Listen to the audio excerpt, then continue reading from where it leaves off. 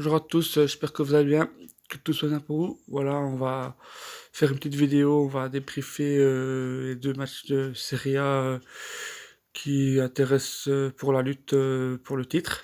Donc, c'est-à-dire Juventus-Torino, soi-disant le derby de Turin, mais on a pu assister à une véritable corrida hier, mais vraiment une corrida. Le taureau, il a dansé, le taureau, il a dansé pendant 90 minutes. Donc, voilà, après Lazio Milan, qui est issu du résultat probablement est décisive pour l'attribution du Scudetto, j'ai envie de dire comme d'hab. Donc voilà, Juve Torino 4-1. Donc le résultat reflète plus ou moins la physionomie du match, à part une vingtaine de minutes un peu où Torino a fait un peu illusion. Donc ben, on va analyser ça en détail. Donc voilà, le derby n'aurait pas mieux pu commencer côté Bianconero parce que Dybala met un but à deuxième minute et Cuadrado il tue quasi tout suspense avant la demi-heure, juste avant le cooling break, le petit break à cause des fortes chaleurs parce qu'on a commencé le match avec pratiquement 30 degrés. Donc voilà. Première demi-heure plutôt maîtrisée par la Juve, même si Torino a essayé des choses aussi. Et c'est un peu normal qu'on les laisse un peu venir. On a fait plusieurs en mettant le premier but. Donc c'est un peu normal qu'on leur laisse un peu l'occasion de se montrer. Après, juste avant la mi-temps, l'arbitre relance le match, parce que pour moi, il n'y a pas penalty. D'après le règlement, peut-être il y a penalty, mais il y a beaucoup de... Ça fait débat au niveau des journalistes quand on passe d'une chaîne ou d'un pays à l'autre, il y a vraiment débat. Et quand il y a débat, ça veut dire que qu'on qu'on peut le donner ou qu'on peut pas le donner. Après, tu mets une jaune à un Ligt qui est sous la menace de suspension.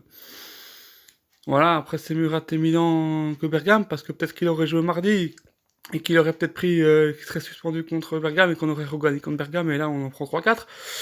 Donc voilà, donc il faut essayer de relativiser. En plus, la Lazio a perdu, c'est pas si grave de jouer avec Rougani mardi. Ça va nous énerver pendant 90 minutes, mais bon, voilà, c'est pas dramatique. Donc, reprise, le Torino, il venait de revenir au score, donc il venait de revenir à 2-1 juste avant la pause. Le Torino continue sur sa lancée, il essaye de faire le forcing, il essaye d'égaliser. Et après, en milieu de mi-temps, un coup franc, Ronaldo se débloque, premier coup franc bien Conner, magnifique, vraiment rien à dire. Et on avait besoin de ça parce qu'on était en difficulté en début de deuxième mi-temps, déjà parce qu'il sort Pjanic qui quand même, je trouve que par rapport aux autres matchs, il était bien. Est-ce qu'il le sort pour le préserver ou est-ce qu'il a reçu un coup? Je ne sais pas. En tout cas, on a joué avec Rabiot et Matuidi, donc c'est Betancourt, ça souligne sa prestation incroyable encore une fois, parce que jouer à côté de ces deux-là et, et que l'équipe tient bon, voilà, ça veut dire que lui, il a été impérial. Même si Rabiot fait pas un mauvais match, hein, je vais revenir un peu après, mais Rabiot fait pas un mauvais match, mais donc on a deux gauchers, quoi. C'est pour ça que je voulais dire on a deux gauchers, et deux joueurs qui sont censés être le remplaçant de l'autre, ils étaient côte à côte. Donc c'est ça que je voulais dire, donc n'interprétez pas mal mes propos, s'il vous plaît, parce que je reçois déjà assez de réclamations ou qu'on n'est pas d'accord, de débats inutiles, donc faut pas en rajouter, donc je tiens à préciser cela. Donc Ronaldo met le but, 1-3, enfin 3-1 pardon, et là le derby définitivement tué, même si pour moi il était déjà tué à la deuxième minute, parce que déjà tu joues à domicile, même si c'est en ton public, tu mets un but après 2 minutes contre une équipe du Torino qui lutte pour pas descendre. Mentalement, le derby était déjà terminé à ce moment-là, parce que eux ils ont préparé pendant quelques jours un plan pour essayer de nous contrer, et après 2 minutes, ils doivent tout revoir. Donc voilà. Après, c'était avec l'énergie, c'était avec le mental. Pendant 20 minutes, essayer de revenir à 2-2. Et puis 3-1, ça leur a coupé les jambes, définitivement. Et la preuve, le quatrième but, c'est un autogol. Donc dans la tête, ils n'y étaient plus. Et si on continuait à avoir plus de justesse, on pouvait mettre le cinquième et le sixième à la fin. À la fin, il n'y avait plus de match. Et donc voilà. Après, je vais revenir sur les individualités. Pour moi, l'homme du match, c'est Cristiano Ronaldo. Impliqué dans le deuxième but, buteur dans le troisième, et qui a fait de belles choses, qui aurait pu offrir un but à Bernardeschi, qui, encore une fois, le gars, il ne sait pas faire l'ABC du football, il veut faire le XYZ. Je ne comprends pas. Je ne comprends pas. Et il avait montré de belles choses, mais c'était contre Lecce, Bologne et Genoa. On va relativiser, hein. Il avait montré de bonnes choses, mais maintenant, tu veux partir, on prend Munich, pas de souci. Il peut apporter plus que toi dans cette équipe. En tout cas, c'est pas difficile, parce que t'apportes strictement rien. On a joué à 10 jusqu'à la montée de Douglas Costa. Et même à 10, on a marché sur le taureau. Donc voilà, donc Dybala, bon match aussi, mais pas homme du match pour moi, parce que pour moi, il sera aussi suspendu mardi contre Milan, je précise. Mais lui, il la cherche parce qu'il sait qu'il est sur une suspension. Et il fait une stimulation comme ça. Pour moi, si tu veux, si t'as le numéro 10 de la Juve, que tu veux être un des meilleurs joueurs du monde, que tu te prétends être un des meilleurs joueurs du monde, que tu prétends un jour avoir le ballon d'or, c'est ces petits détails-là, ces petites cartes inutiles que tu dois déjà améliorer. Après, c'est mieux de t'avoir contre Bergame, que tu te reposes mardi, c'est pas un problème. C'est pas un problème. C'est pas parce qu'on n'a pas de Dybala que ça serait une excuse de faire un mauvais résultat contre Milan. Vu l'effectif qu'on a, on se doit d'être compétitif à tous les matchs. Il n'y a pas d'excuse. Mais c'est individuellement, si tu veux être le meilleur, ça, tu peux pas. Tu peux pas. Et je vous attends. Je suis sûr que ça va faire débat. Tu peux pas. J'ai jamais vu Ronaldo prendre une jaune comme ça ou Messi prendre une jaune comme ça. Voilà. C'est tout pour ça. Betancourt, patron du milieu de terrain, très gros match. De Ligt, gros match.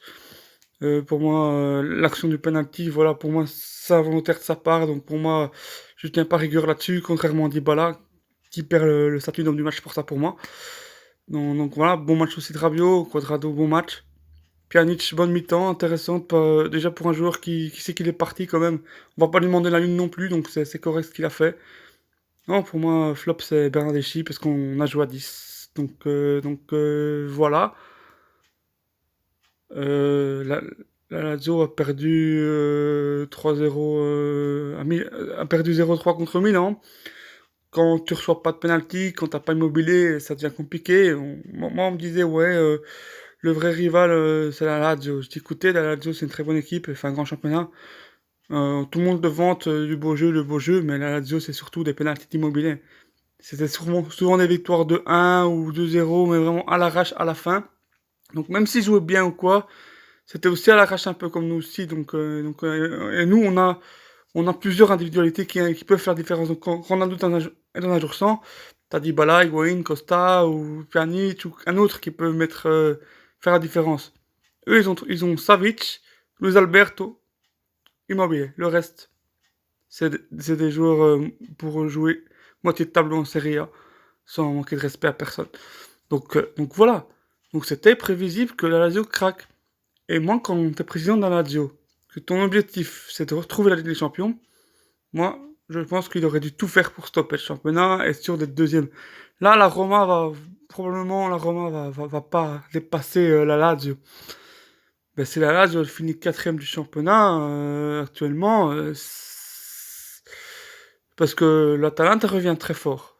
L'Inter, si elle gagne, elle a un point de la Lazio. L'Atalanta, si elle gagne son match, elle a 5 points de la Lazio. Donc la Lazio, ils vont peut-être finir quatrième. Et c'est vrai que quatrième, deuxième, ça changerait pour l'attribution des places européennes. Mais quand même, c'est mieux d'être deuxième à un point de la Juve et que quatrième à 10 points, 12 points, parce que cette affaire-là, c'est pas fini.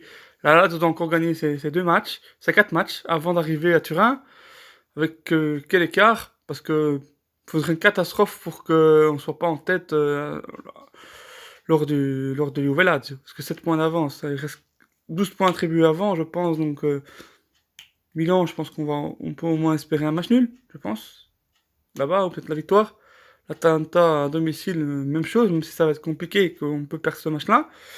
Après, les deux autres matchs, normalement, c'est 6 points, donc on peut avoir 8 points.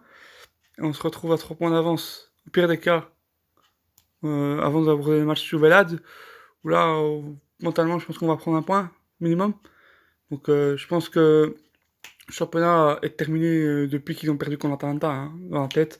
Je pense que eux, ils devaient gagner tous les matchs, essayer d'arriver à un point pour pouvoir prendre la tête lors du match direct, parce que même si ils gagnent à Turin pour réduire l'écart, nous, on doit encore faire un faux pas. Donc eux, leur seule chance réelle d'avoir le Scudetto, c'était de pouvoir arriver à Turin avec -1, ou avoir un peu d'avance avant d'arriver à Turin, pour pouvoir gagner et pour passer devant. Parce que les matchs après, on fait rarement des faux pas quand on se rapproche de la ligne d'arrivée, comme on dit. Donc voilà, le championnat n'est pas encore terminé.